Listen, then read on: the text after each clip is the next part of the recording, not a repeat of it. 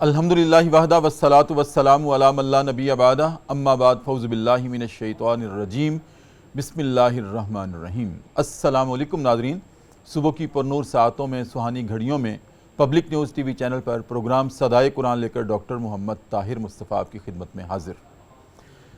ناظرین کرام، آج پروگرام صدائے قرآن میں جو ہمارا سبق ہے قرآن کریم کا 5واں پارہ ہے اور سورہ النساء ہے، آیت نمبر 69 سے لے کر 70 تک کی صرف 2 آیات ناظرین کرام آج ہمارا سبق ہیں۔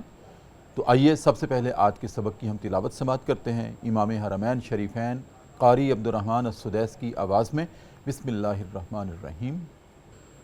اور جو اللہ اور اس کے رسول کی اطاعت کرے گا وہ ان لوگوں کے ساتھ ہوگا جن پر اللہ نے انعام فرمایا ہے، یعنی انبیاء، صدیقین، شہداء اور صالحین۔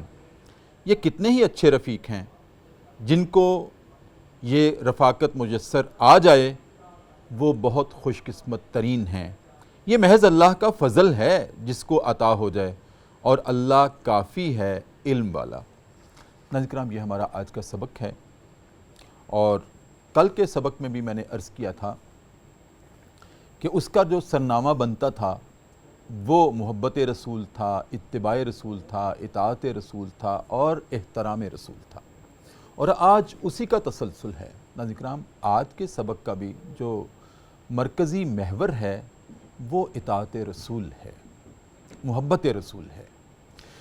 ناظرین کرام، آج جس سبق کی آپ نے تلاوت ابھی سماعت کی ہے اس کا ایک خاص شان نزول ہے، اور وہ یہ ہے، ہماری ماں ام المومنین حضرت عائشہ صدیقہ طاہرہ رضی اللہ تعالی عنہا فرماتی ہیں کہ ایک دن ایک صحابی نبی کریم صلی اللہ علیہ وآلہ وسلم کی خدمت میں حاضر ہوئے اور عرض کیا، یا رسول اللہ فداک امی وابی،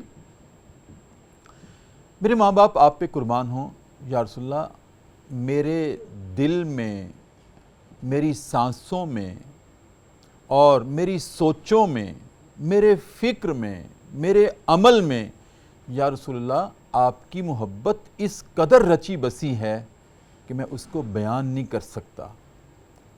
یا رسول اللہ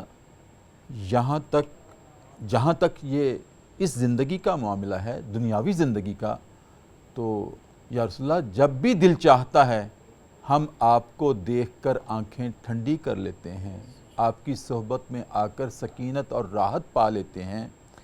یا رسول اللہ مجھے ایک دھڑکا لگا رہتا ہے، مجھے ایک خدشہ لگا رہتا ہے، اپنی جان کو میں اس سوچنے پر مجبور کیے رکھتا ہوں، یا رسول اللہ وہ منظر کیا ہوگا، وہ معاملہ کیا ہوگا جب ہم اس دنیا کو چھوڑ جائیں گے، یا رسول اللہ آپ بھی رفیق اعلیٰ کے پاس چلے جائیں گے، اس فانی دنیا سے آپ بھی رخصت فرما جائیں گے، تو یا رسول اللہ آپ تو مقام علیین میں ہوں گے، جنتوں کے اعلیٰ ترین مقام پہ ہوں گے۔ یا رسول اللہ مجھے یہ دھڑکا لگا رہتا ہے کہ یہاں آپ کی جدائی ہم سے برداشت نہیں ہوتی، اور ہم بے دھڑک آپ کے پاس آ جاتے ہیں اور راحت و سکینت پا لیتے ہیں۔ وہاں کیا ہوگا یا رسول اللہ جب آپ جنت کے اعلیٰ ترین منصب پر فائز ہوں گے اور مقام پہ آپ تشریف رکھیں گے، اور ہم جب اس دنیا سے جائیں گے، اول تو پتہ نہیں ہم جنت میں جاتے بھی ہیں کہ نہیں جاتے ہیں۔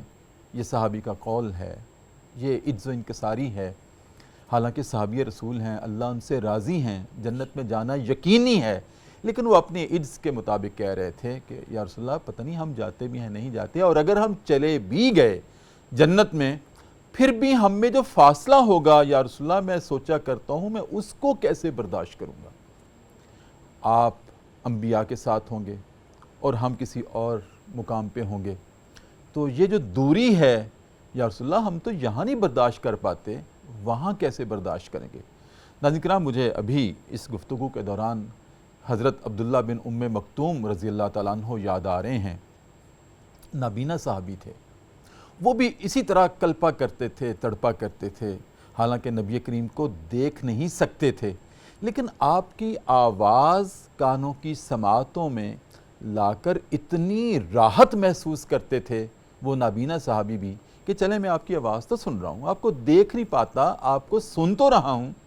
اس سننے سے ہی ان کے قلب و روح میں ایک سکینت آ جاتی تھی.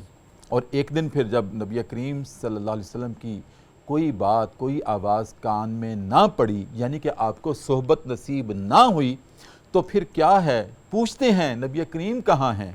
کسی نے بتایا کہ وہ فلاں جگہ بیٹھے ہیں. تو پھر دیواروں کو ٹٹولتے ٹٹولتے, ٹھوکریں کھاتے کھاتے آپ وہاں پہنچ جاتے ہیں. اور وہاں پہنچ کر نبی کریم سے اجازت لیتے ہیں, یا رسول اللہ السلام علیکم, میں آپ کے پاس آنا چاہتا ہوں, بیٹھنا چاہتا ہوں.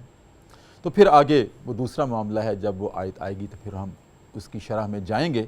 لیکن ناظرین کرام, کہنا یہ چاہتا ہوں کہ نابینا صحابی بھی ٹھوکریں کھاتے ہیں, ٹٹولتے ٹٹولتے آپ کی مجلس میں جانا چاہتے ہیں, آپ کے پاس بیٹھنا چاہتے ہیں. اور وہ صحابی جو ام المومنین حضرت عائشہ کی روایت کے مطابق آپ کے پاس آئے, ان کا بھی مقدمہ یہی تھا, یا رسول اللہ ہم کیا کریں گے.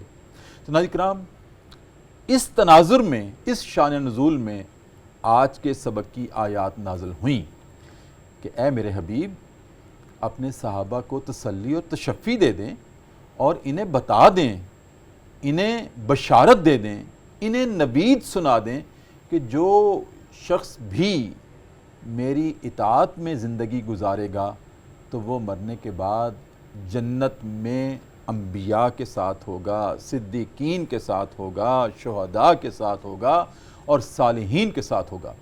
یہ اس صحابی رسول کا جو دھڑکا لگا ہوا تھا نا, یہ عین اس کا جواب نازل ہو گیا کہ کیوں پریشان ہوتے ہیں, وہاں نبی کریم ساتھ ہوں گے آپ کے, اور آپ انبیاء کے ساتھ ہوں گے. لیکن شرط اطاعت کی ہے اور محبت کی ہے, اور محبت اس وقت تک مکمل نہیں ہوتی جب تک کہ اطاعت نہ ہو, اور اطاعت اس وقت تک نہیں مکمل ہوتی جب تک کہ اس میں محبت کی آمیزش نہ ہو. ناظرین کرام, یہ محبت, یہ اطاعت ہمیں کیسے نصیب ہو سکتی ہے؟ اور آج اپنے مہمانوں سے یہ بھی پوچھیں گے, کیا یہ آیت ہم پر بھی صادق آتی ہے؟ ہم بھی تسلی اور تشفی رکھیں کہ ہم بھی نبی کریم صلی اللہ علیہ وسلم کے ساتھ ہوں گے جنت میں, اور ہمیں بھی ساتھ نصیب ہوگا, ہمیں بھی رفاقت میں نصیب ہوگی. تو ناظرین کرام, آج یہ بھی ہم اپنے فاضل مہمانوں سے ڈسکس کریں گے. ان تمام زاویوں پر ناظرین کرام گفتگو کرنے کے لیے پروگرام صدائے قرآن میں ایک مرتبہ پھر کل بھی ہمارے مہمان تھے جناب ڈاکٹر مفتی امداد محمود فرید. ماشاءاللہ عالم دین ہیں, خطیب ہیں, ادیب ہیں, پی ایچ ڈی ڈاکٹر ہیں, محقق ہیں, اور خوبصورت دلیل کے ساتھ گفتگو کرتے ہیں. پروگرام صدائے قرآن کی مستقل زینت ہیں. السلام علیکم وعلیکم السلام ورحمۃ اللہ. کیسے مزاج, خیریت سے ہیں؟ اور ناظرین کرام, میری بائیں جانب آپ کے جانے پہچانے جو پروگرام صدائے قرآن کے لیے رحمت ہیں, ہمارے لیے رحمت ہیں, اور وہ خود ڈاکٹر رحمت دین ہیں. ناظرین کرام, مفتی بھی ہیں, عالم دین بھی ہیں, آپ بھی پی ایچ ڈی ڈاکٹر ہیں, اور ماشاءاللہ یہ پروگرام صدائے قرآن کا حسن ہے کہ یہاں پر اکثریت ایسے جید اہل علم حضرات کی ہے جو ماشاءاللہ ڈاکٹریٹ ڈگری کے حامل ہیں, جو پی ایچ ڈی ڈاکٹرز ہیں. اس کے علاوہ جید علماء ہمارے پروگرام کا حصہ ہوتے ہیں, مفتیان کرام ہمارے پروگرام صدائے قرآن کا حصہ ہوتے ہیں. یہ اس پروگرام کا اللہ رب العزت نے اعزاز رکھا ہے. السلام علیکم ڈاکٹر صاحب. وعلیکم السلام ورحمۃ اللہ. ٹھیک الحال؟ الحمدللہ. خیریت سے ہیں؟ کیسے مفتی صاحب, آپ ٹھیک ہیں؟ الحمدللہ. مقدمہ میں نے آپ کے سامنے رکھا, جیسے میں نے عرض کیا کہ وہی کل کی بات کا تسلسل ہے, جو باتیں آپ نے ارشاد فرمائی تھیں کہ نبی کریم کی محبت, اطاعت, اور آپ سے عقیدت, آپ کی اتباع, اور آپ کا احترام, یہ ہماری زندگی کی سیڑھیاں ہیں, زینے ہیں آپ تک پہنچنے کے. جو صحابی رسول نے جس خدشے کا, دھڑکے کا اظہار کیا تھا, اس کے جواب میں کیا بات ہے صحابہ کی, جو سوچتے ہیں, جو ان کو فکر لاحق ہوتی ہے, اللہ رب العزت وہی نازل کر دیتا ہے ان کی تشفی کے لیے, ان کی تسلی کے لیے. تو آپ نے یہ بھی بتانا ہے کہ ہم بھی اس میں آتے ہیں نا.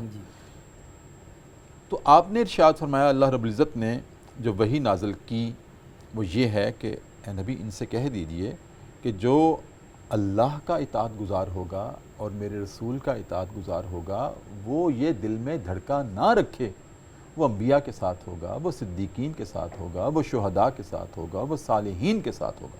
مصعب یہاں سے ایک سوال پیدا ہوتا ہے کہ جنت میں جانے کے لیے ایمان شرط ہے، یہ بنیاد ہے، لیکن یہ طے ہے کہ جنت میں صاحب ایمان ہی جائیں گے۔ جی جب چلے گئے تو جنت کے جو درجات ہیں، یہ آیت جو آج ہمارا سبق ہے یہ تو بتاتی ہے کہ جو نبی کی اطاعت میں اور اللہ کی اطاعت میں زندگی گزارے گا وہ ان کے ساتھ ہوگا، انبیاء کے ساتھ، صدیقین کے ساتھ، شہداء کے ساتھ، صالحین کے ساتھ۔ اب یہاں سے سوال یہ ہے کہ جنت میں جو درجات ہیں وہ اعمال کے اعتبار سے ہوں گے یا کہ نبی کریم صلی اللہ علیہ وسلم یا اللہ اور اس کے رسول کی اطاعت اور محبت کے اعتبار سے ہوں گے؟ بسم اللہ الرحمن الرحیم۔ اللہم لک الحمد کما ینبغی لجلال وجہک وعظیم سلطانک ومجدک وشأنک وقوتک وجبروتک وصلی اللہ علی نبینا محمد النبی الامی الکریم وعلی آلہ واصحابہ وبارک وسلم تسلیما کثیرا، اما بعد۔ نہایت واجب الاحترام استاد محترم اور سامعین کرام، آیت کریمہ جس میں اللہ تبارک و تعالیٰ نے فرمایا وَمَن يُطِعِ اللَّهَ وَالرَّسُولَ فَأُولَٰئِكَ مَعَ الَّذِينَ أَنْعَمَ اللَّهُ، پھر وہی پچھلے سبق کا ایک تسلسل ہے جی کہ جس میں اللہ رب العزت نے معیار ایمان آپ صلی اللہ علیہ وسلم کی محبت کو قرار دیا ہے۔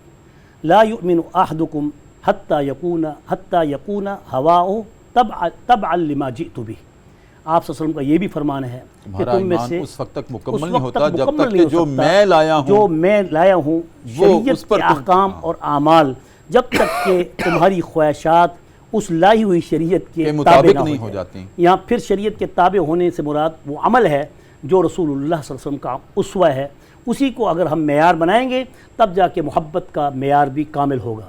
یہی وجہ ہے کہ آپ سب نے یہاں بھی فرما دیا آگے کہ لا یؤمن احدکم حتی اکون احب الیہ من والدہ وولدہ والناس اجمعین، اور یہاں تک فرما دیا کہ لا یؤمن احدکم حتی یحب لاخیہ ما یحب لنفسہ، حتیٰ کہ تم اپنے بھائی کے لیے بھی وہ کچھ پسند کرو جو اپنے دل کے لیے، اپنی محبت میں تم اپنے لیے پسند کرتے ہو۔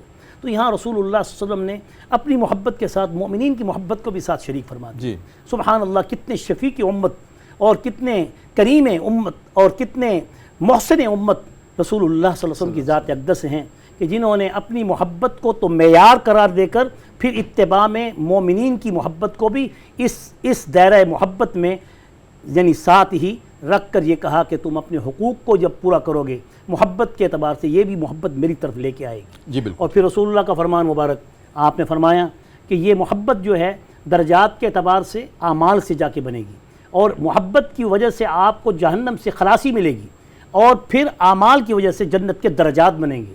یہی وجہ ہے کہ ایک شخص نے آ کر رسول اللہ صلی اللہ علیہ وسلم سے کہا یا رسول اللہ صلی اللہ علیہ وسلم متی الساعہ، قیامت کب آئے گی؟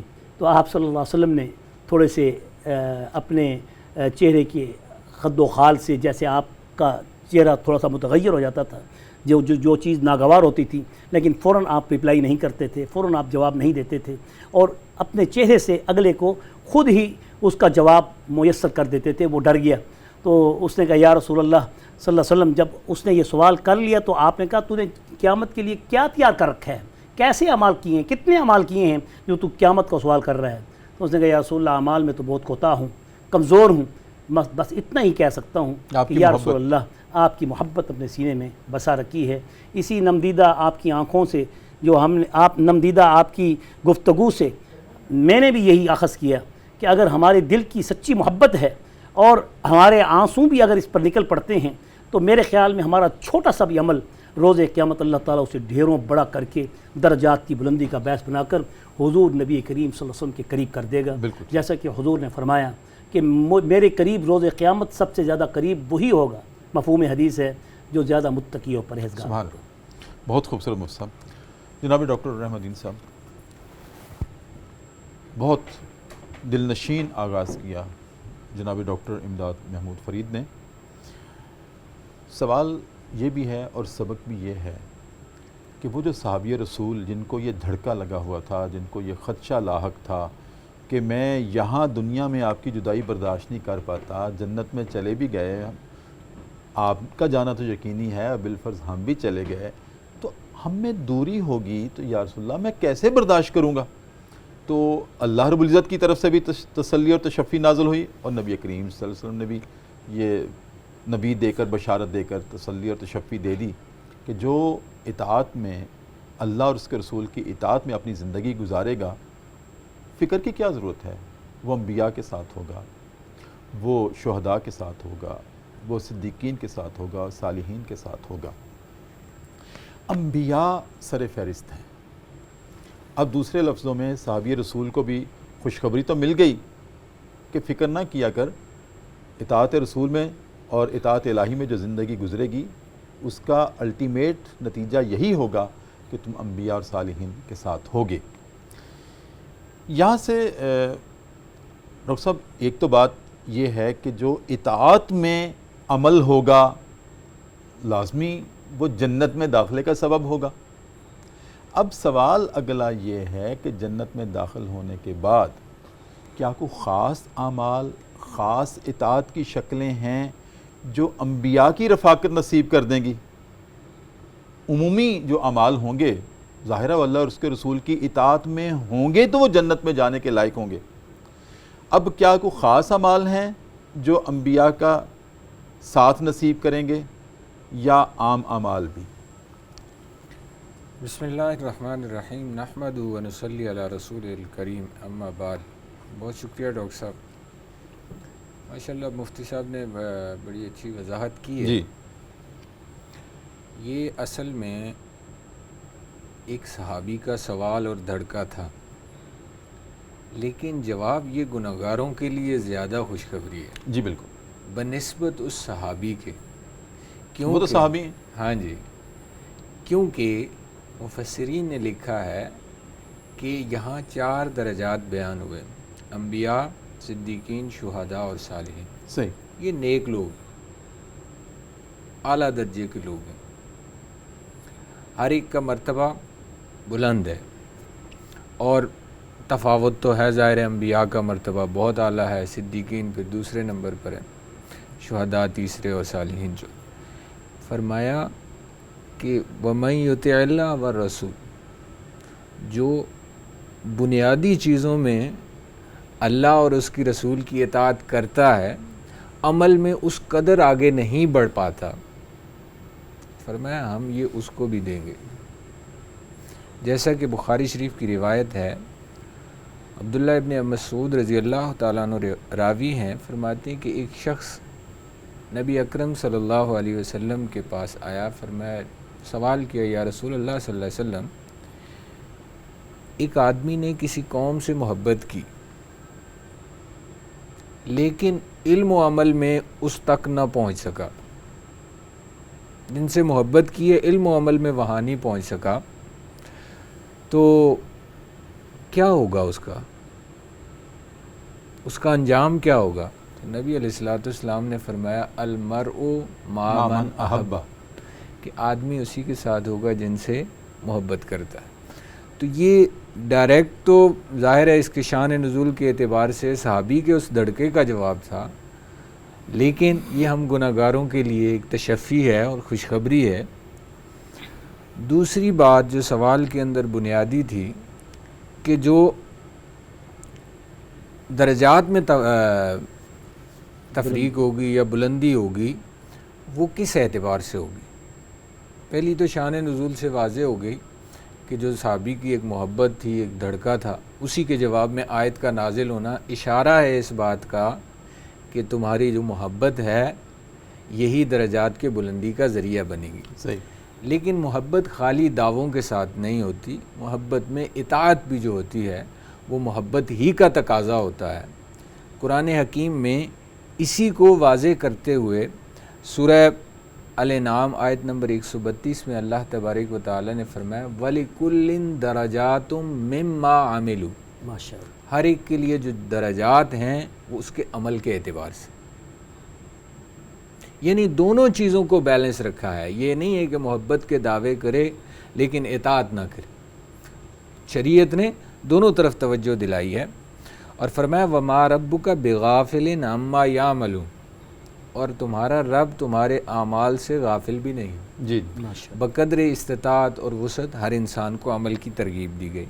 اور سورہ احقاف پارہ نمبر 26 میں بھی اللہ تبارک و تعالی نے اسی مضمون کو دوبارہ دہرایا وَلِكُلٍّ دَرَجَاتٌ مِّمَّا عَمِلُوا، میں سے ہر ایک کے لیے درجات اس کے عمل کے اعتبار سے ہیں، وَلِيُوَفِّيَهُمْ أَعْمَالَهُمْ، ہم ہر ایک کے اعمال کا کامل اور مکمل جو ہے وہ بدلہ دیں گے. صحیح.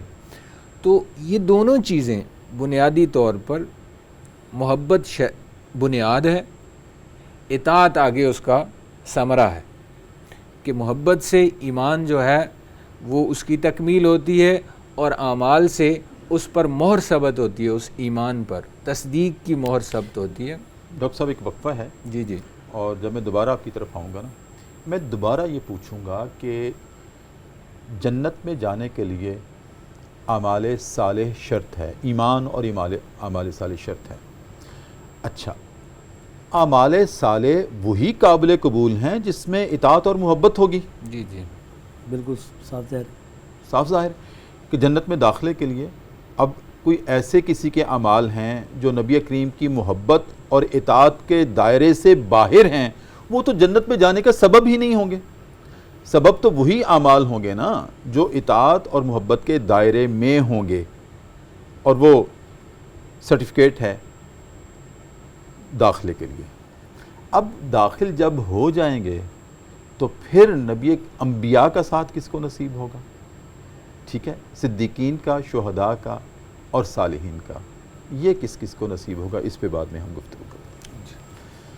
ناظرین کرام، بہت اہم گفتگو ہے، مرکزی محور وہی محبت ہے، نبی کریم صلی اللہ علیہ وسلم کے ساتھ عقیدت ہے اور اطاعت ہے، اور اسی عقیدت و اطاعت اور محبت کے جذبے سے ہم اپنے نبی کریم صلی اللہ علیہ وسلم کی ذات اقدس پر وقفے میں درود کریم کا نذرانہ پیش کرتے ہیں اور واپس آتے ہیں.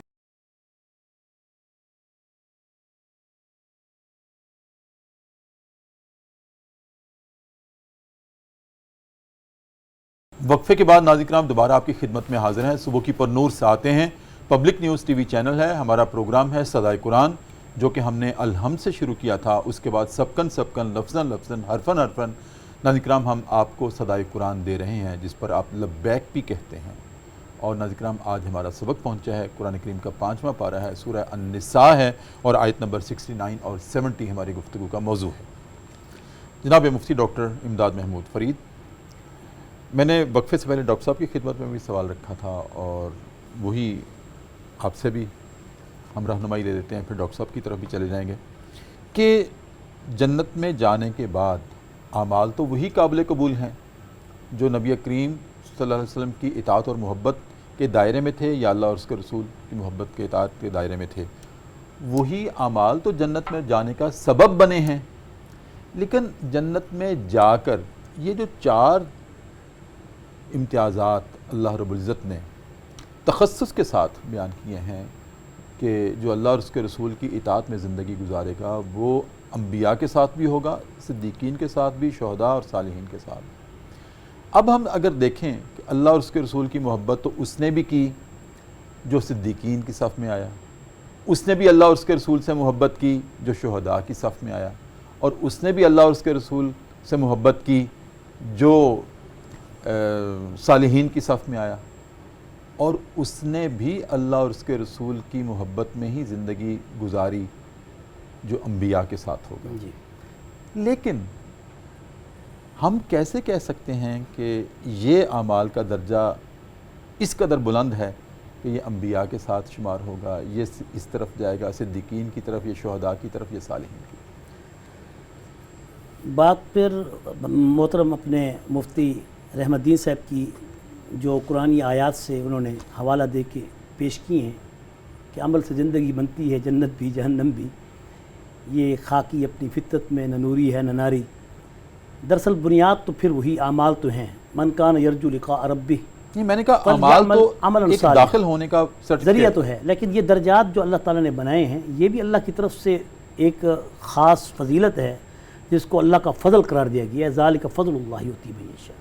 کیونکہ انبیاء کے درجے کو تو کوئی پہنچ نہیں سکتا، پھر انبیاء میں محبوب کریم محمد الرسول اللہ صلی اللہ علیہ وسلم کی ذات اقدس کے درجے کو کوئی پہنچ نہیں سکتا. انبیاء کے درجے کو اگر کوئی نہیں پہنچ سکتا، پھر صحابی رسول کو یہ خوشخبری کیوں دی گئی؟ صحابی رسول میں پھر یہی وجہ ہے نا کہ صدیقین میں صدیق جو ہے وہ خاص حضرت ابوبکر صدیق کی ذات مقدس ہے، ذات اقدس ہے. میں انبیاء سے نیچے آنا چاہتا ہوں. جی، انبیاء سے نیچے پھر سب سے پہلے جو درجہ صدیقین کا ہے، یہی وجہ ہے کہ سب سے پہلے انبیاء کا درجہ بیان، سب سے پہلا درجہ تو انبیاء کا ہے، انبیاء کے بعد آپ نے پوچھا کہ پھر درجہ امتیوں میں میں نے کہا کس کا ہے؟ انبیاء کے ساتھ جی جو صحابی رسول کو خوشخبری دی گئی کہ نہ فکر کرے، جی انبیاء کے ساتھ ہوگا، ہاں ہوگا، یعنی کہ آپ نے اشارتاً یہی کہا تم میرے ساتھ ہی ہوگے، جی ہاں، نہیں دوری ہوگی، جی دوری نہیں ہوگی۔ اس سے ایک مراد پھر ہوئی ہے کہ جنت کا جو دار و مدار ہے، یعنی ایک ہے جہنم سے بچنا اور ایک ہے جنت کا دخول۔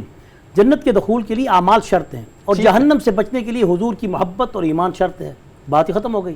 میں اگلے درجوں کی بات ہاں، درجوں میں پھر اللہ تعالیٰ نے تعین کر دی ہے کہ سب سے پہلا درجہ پھر صدیقین کا ہے، اور صدیقین کے بعد پھر شہداء کا ہے، صالحین کا ہے، اور حسن اولئک رفیقا۔ یہ سارے درجے، پہلے درجہ صدیقین کا نہیں، پہلا درجہ انبیاء کا، انبیاء کا تو وہ پہلا درجہ ہے جس کو درجے کو تو کوئی پہنچ نہیں سکتا امت صحابی میں۔ نہیں پہنچیں گے، صحابہ کرام نبی کے درجے کو نہیں پہنچ سکتے، یہی میں تو نبی کے درجے کی بات، ان کی رفاقت کے درجے، ان کی رفاقت کے درجے میں یہی وجہ تھی کہ قادیانیوں کو یہ مغالطہ لگا۔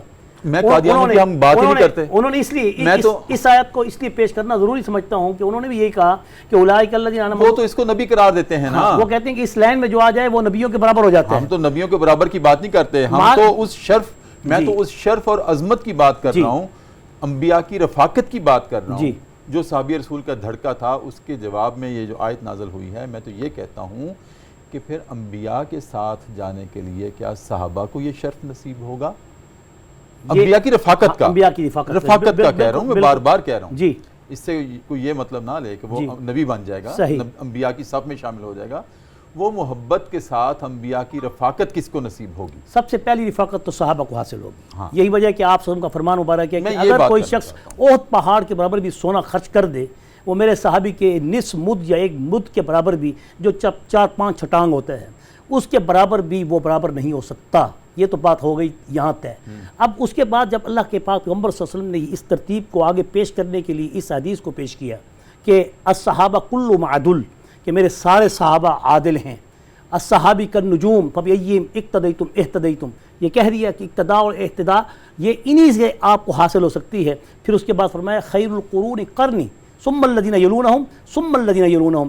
درجے تو رسول اللہ صلی اللہ علیہ وسلم کی حدیث سے بالکل واضح ہو چکے ہیں کہ آپ کا سب سے پہلا درجہ آپ کی معیت کا وہ صحابہ کا دور ہے، جو آپ کے زمانے کے تھے، جو جنہوں نے آپ کے زمانے کو پایا، جنہوں نے آپ کی مجلس کو پایا۔ پھر اس کے بعد صحابہ کے بعد تابعین کا ہے، جنہوں نے صحابہ کی مجلس کو پایا۔ پھر اس کے بعد تابعین کے بعد تبع تابعین کا ہے، جنہوں نے صحابہ کے بعد تابعین کا دور پایا۔ اب یہ درجے تو بالکل طے شدہ ہیں کہ یہ خیر کے درجوں میں سب سے پہلے مقدم یہی درجے ہوں گے جو روز قیامت رسول اللہ کے قریب ہوں گے۔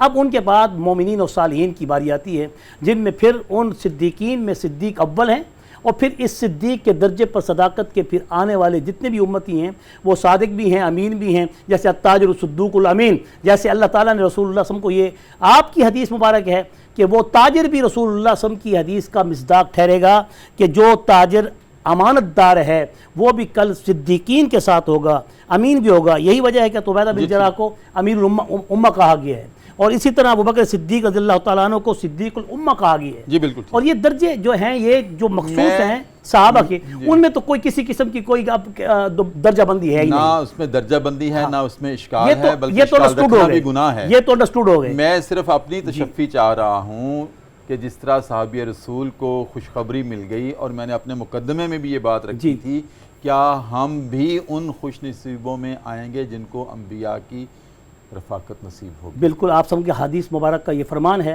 کہ میرے نزدیک روز قیامت سب سے قریب وہ ہوگا جو متقی و پرہیزگار ہوگا۔ تو جتنا تقوی اختیار کریں گے، جتنے عمل صالح کریں گے، وہی حضور کے سب سے زیادہ قریب کھڑا ہوگا۔ جیسے صحابہ ہوں گے، صحابہ کے ساتھ وہ متبعین بعد میں آنے والے جن کے ایمانوں پر رسول اللہ صلی اللہ علیہ وسلم نے فخر کیا اور کہا کہ مجھے اس قوم پر، ان کے ایمانوں پر نہایت ہی فخر ہے۔ صحابہ نے پوچھا یا رسول اللہ وہ کون ہیں؟ کیا وہ ملائکہ کی جماعت ہے؟ آپ نے کہا نہیں۔ کیا وہ ہماری جماعت ہے؟ کہا نہیں۔ کہا وہ آپ کے بعد آنے والی وہ جماعت ہے جنہوں نے مجھے دیکھا بھی نہیں ہوگا، لیکن ان کے ایمانوں کی صداقت اور تصدیق رسول اللہ صلی اللہ علیہ وسلم کر رہے ہیں، ان کے اعمال کی نسبت سے پھر روز قیامت وہ بھی قریب ہوں گے، وہ ویسے کرنی ہوں گے، وہ بھی قریبی ہوں گے۔ جی ڈاکٹر صاحب کیا ارشاد فرمائیں گے؟ بسم اللہ الرحمن الرحیم۔ یہ بشارت جو ہے مفسرین نے لکھا ہے کہ وہ 4 طبقات تو ہو گئے، جی یہ بشارت ان لوگوں کے لیے ہے جو ضروری احکام میں فرائض میں اتباع کرتے ہیں، لیکن اعمال اس درجے کے نہیں کر پاتے جو صالحین کے ہیں یا شہداء کے ہیں۔ تو ظاہر ہے اس میں آپ گناہگار بھی جو ہے وہ ہم شریک سے ہیں۔ بھی انشاءاللہ اس میں شریک ہو سکتے ہیں کہ آپ کی اطاعت کے لیے کوشش کریں اور آپ کی محبت سینے میں جگائی رکھیں، تو انشاءاللہ آگے اللہ نے فرما دیا ذالک الفضل من اللہ، یہ جو رفاقت فیصلہ مطلق ہے، جو اللہ اور اس کے رسول کی اطاعت کرے گا وہ انبیاء کے ساتھ ہوگا۔ ہوگا۔ ٹھیک ہے، جی جی میں یہ پوچھنا چاہ رہا تھا مفتی صاحب سے بھی، اور آپ سے بھی پھر گزارش کرتا ہوں، ہم اس صف میں آئیں گے؟ ہم اس صف میں بالکل آئیں گے۔ اس کے لیے کوئی شرائط تو نہیں ہے؟ اس کے لیے کوئی شرائط نہیں ہے، اس کے لیے یہی اطاعت بالکل اور صحیح۔ محبت۔ اچھا، اب آئیں گے۔ اب یہ ہے کہ انبیاء کی رفاقت انشاءاللہ آپ نے بھی گواہی دے دی، اور اللہ سے بھی امید ہے کہ ہم گناہ گاروں کے لیے بھی ہے، ہمیں نصیب ہوگی، نبی کریم صلی اللہ علیہ وسلم کی رفاقت نصیب ہوگی۔ پھر آپ نے متعدد اپنی احادیث میں یہ بھی ارشاد فرمایا، جس نے یتیم کی کفالت کی وہ میرے ساتھ جنت میں ایسے ہوگا جیسے دو انگلیاں ہیں۔ اس کا مطلب بھی شہادتیں تو مل رہی ہیں کہ ہمیں ساتھ کسی نہ کسی درجے میں نصیب ہوگا آپ کا، ٹھیک ہے۔ اچھا، اب ڈاکٹر صاحب دوسرے طرف آ جاتے ہیں۔ ایک تو یہ ہے کہ جنت میں جا کر خوش نصیبی بشارتیں یہ جو آج کے سبق میں دی گئیں، وہ انبیاء کے ساتھ بھی ہوں گے، اللہ اور اس کے رسول کی اطاعت کرنے والے، پھر شہداء کے ساتھ ہوں گے، صدیقین کے ساتھ ہوں گے، صالحین کے ساتھ ہوں گے۔ کیا یہ جو دنیاوی قربت کے محبت کے رشتے ہیں، کیا اولاد اپنے ماں باپ کے ساتھ ہوگی، مل سکے گی؟ کیا ماں باپ اپنی اولاد کو مل سکیں گے؟ کیا بیوی اپنے شوہر کو مل سکے گی؟ وہ تو آپ نے ایک دن فیصلہ دے دیا تھا کہ جنت میں اپنی ہی بیوی وہاں مردوں کو دی جائے گی، لیکن باقی رشتے جو ہیں جی جی وہ ایک دوسرے کو ملیں گے؟ دنیا کی مادی اور حصی نعمتیں چاہے جتنی بھی ہوں نا، اگر یاران بزم نہ ہو تو وہ کمی رہ جاتی ہے لذت میں۔ واہ! تو اللہ تبارک و تعالی وہ بزم یاراں کی طرف ہی اشارہ کر رہے ہیں کہ وَمَن يُطِعِ اللَّهَ وَالرَّسُولَ فَأُولَٰئِكَ مَعَ الَّذِينَ أَنْعَمَ اللَّهُ عَلَيْهِمْ، یہ عمومی ایک ذکر کر دیا۔ پھر جو آپ نے دوستوں کا ذکر کیا تو وہاں پہ تو نبی علیہ السلام کی جو والدین کا جو ذکر ہے، قربت کے جو بھی ہیں رشتے، المرء مع من احبہ، یہ بھی ایک بنیادی قاعدہ مطلق ذکر کر دیا کہ جن کے ساتھ انسان محبت کرتا ہوگا قیامت کے روز ان کے ساتھ ہوگا۔ اور جو سورہ طور کی آیات ہیں پارہ نمبر 27 میں اللہ تبارک و تعالیٰ کا ارشاد ہے کہ والذین آمنوا، جو لوگ ایمان لائے، واتبعتم ذریتہم بایمان، اور ان کی اولاد نے ایمان میں ان کی اتباع کی، یعنی وہ بھی اہل ایمان میں سے ہوئے، تو الحقنا بہم ذریتہم، ہم ان کی اولاد بھی ان کے ساتھ ملائیں گے۔ سبحان اللہ۔ یعنی والدین اولاد سے ملیں گے، اولاد والدین سے ملے گی۔ وما التناہم من عمل من شیء، ہم ان کے اعمال میں کوئی کمی نہیں کریں گے۔ تو یہ اس بزم یاراں کی طرف ہی اشارہ ہے دراصل اللہ تبارک و تعالیٰ کا کہ جو جی بالکل ٹھیک۔ ایک وقفہ لیتے ہیں آپ کی اجازت سے۔ جی ناظرین کرام، وقفہ ہے، دوبارہ پروگرام صدائے قرآن میں، اور ایک مرتبہ پھر ہم سعادت حاصل کرتے ہیں نبی کریم صلی اللہ علیہ وآلہ وسلم کی ذات اقدس پر والہانہ درود کریم بھیجنے کے لیے۔ اللہم صل۔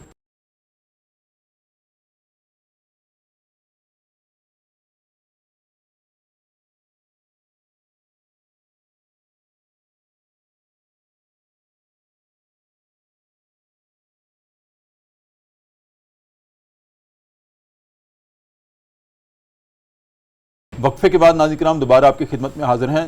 صبح کی پر نور سے آتے ہیں، public news T V channel ہے، ہمارا پروگرام ہے صدائے قرآن، جو کہ الحمدللہ رب العالمین ہم نے سورہ فاتحہ کے آغاز سے شروع کیا تھا، اور اب پہنچ گئے ہیں قرآن کریم کا 5واں پارہ ہے، سورہ نساء ہے، آیت نمبر 69 اور 70 ناظرین کرام ہماری گفتگو کا موضوع ہے۔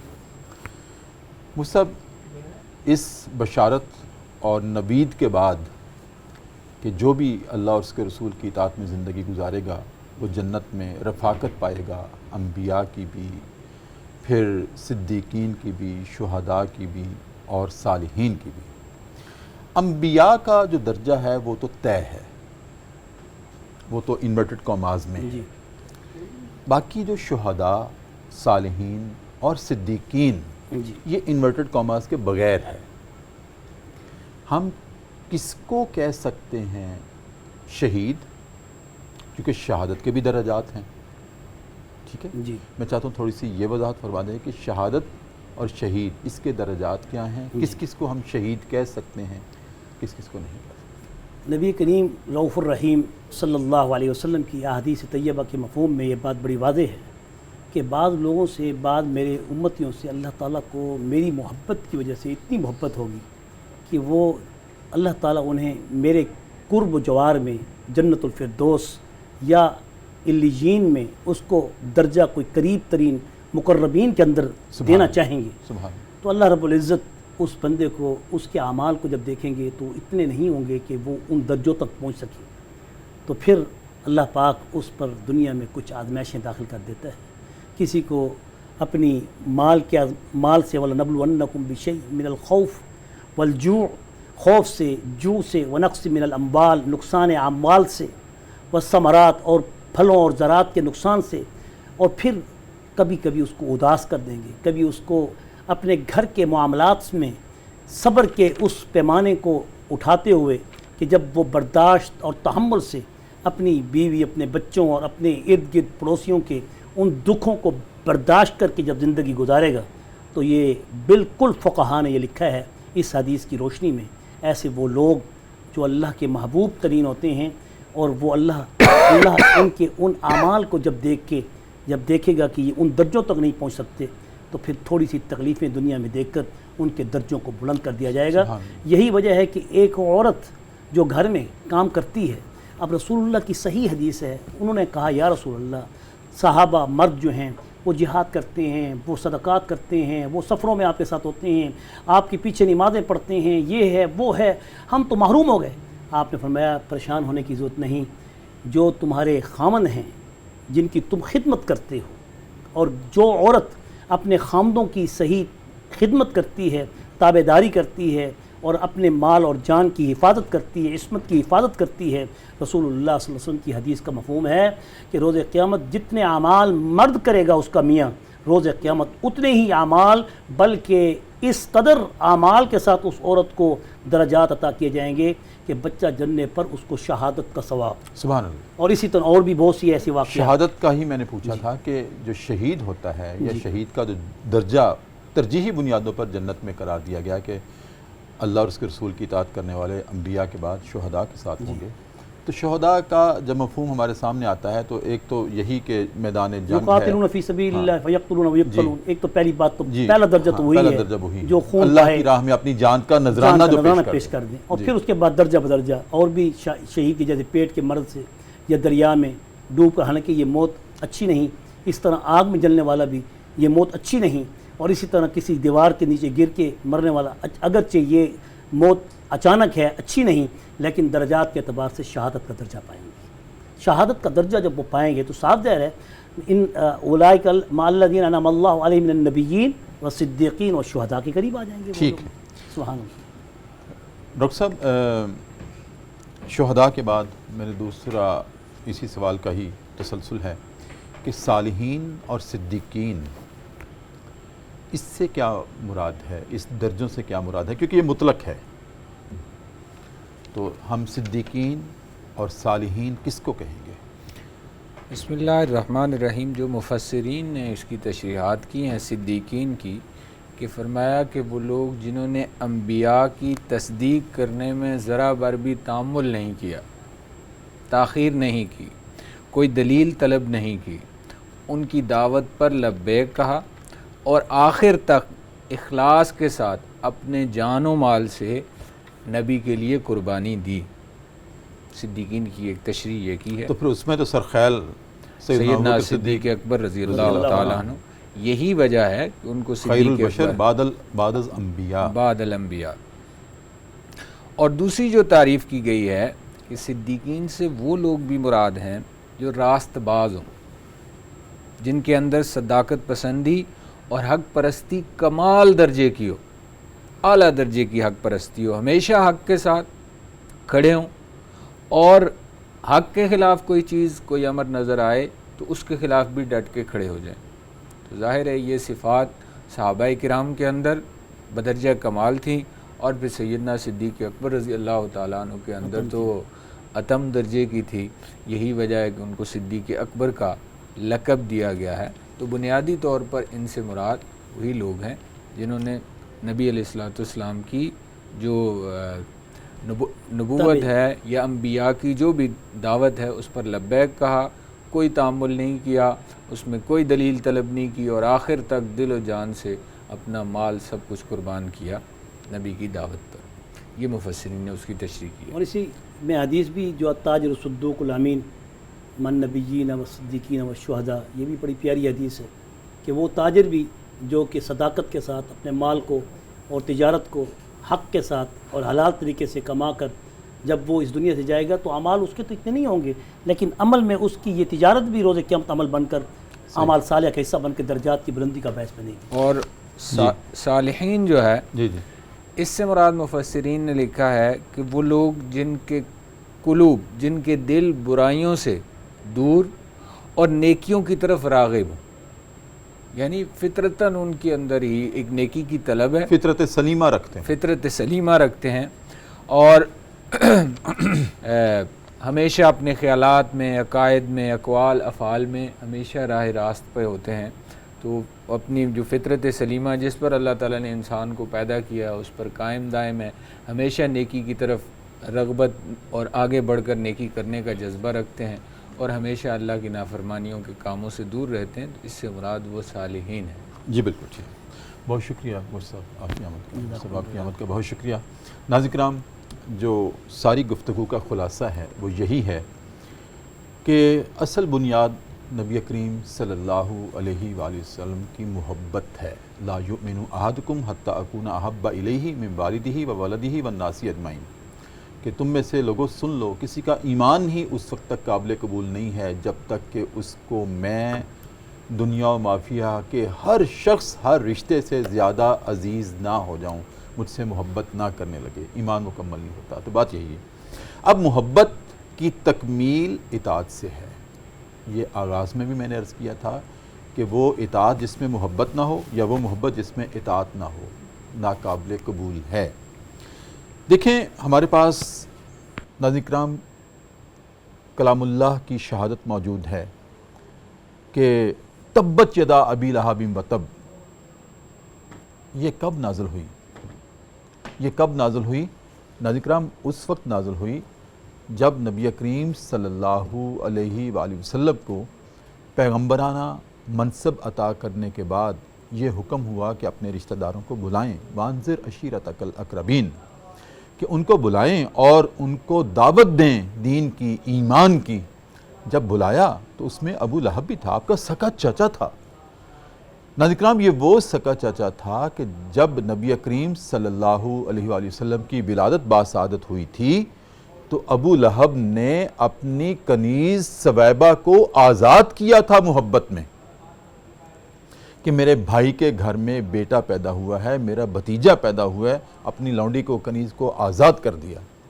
اور آزاد کرنے کے بعد یہ محبت میں کیا تھا، اور پھر اس کے بعد ابو لہب نے آپ کو اٹھایا بھی ہوگا، گلے سے بھی لگایا ہوگا محبت کے ساتھ، ماتھا بھی چوما ہوگا، لیکن جب نبی کریم صلی اللہ علیہ وسلم نے ابو لہب سمیت اپنے تمام رشتہ داروں کو یہ دعوت دی تھی قولوا لا الہ الا اللہ، تو ابو لہب نے محبت تو کی تھی، اطاعت نہیں کی تھی، اور جب اطاعت نہیں کی اس سے منحرف ہو گیا، کو مارنے کے لیے پتھر اٹھانا چاہا، اللہ رب العزت نے ناظرین کرام اس کے ہاتھ شل کر دیے، اور قرآن کریم کی ایک ہی سورہ ہے جو بد دعا سے نازل ہوئی، اور وہ کس کے لیے نازل ہوئی؟ جس نے محبت کا دعویٰ کیا تھا، اطاعت پہ پورا نہیں اترا۔ اب ناظرین کرام ہمیں اپنے گریبانوں میں جھانکنا ہے، ہم بھی محبت کا، عشق کا دعویٰ کرتے ہیں، دیکھنا یہ ہے کہ اطاعت میں کتنا پورا اترتے ہیں۔ اسی کے ساتھ ناظرین کرام آج کا پروگرام صدائے قرآن اپنے اختتام کو پہنچتا ہے۔